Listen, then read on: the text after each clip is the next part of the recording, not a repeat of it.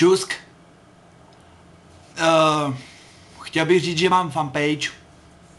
Jmenuje se to B3ND15 fanpage.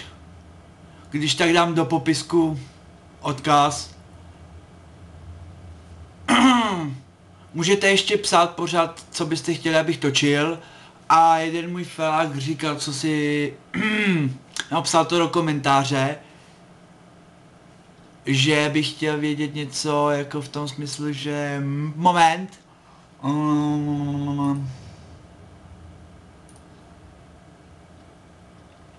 Něco jako, jak si představuju...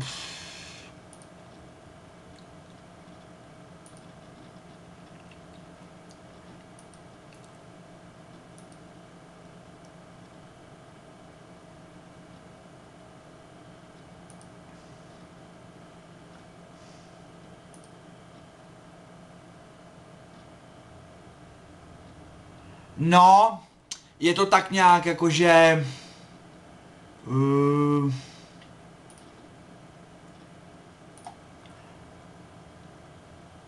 mi tady napsal, jak vidíš svou budoucnost.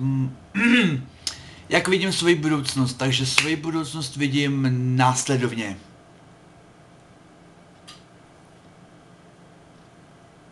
No a já vůbec ani nevidím jako budoucnost, co si představuju. Jak vidím svoji budoucnost. Chtěl bych se někam posunout z těch sraček.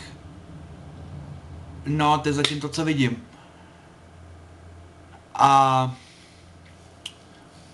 co ještě do budoucna?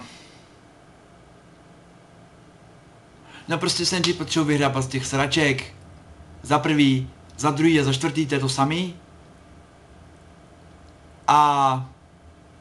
jinak zatím... Čusk.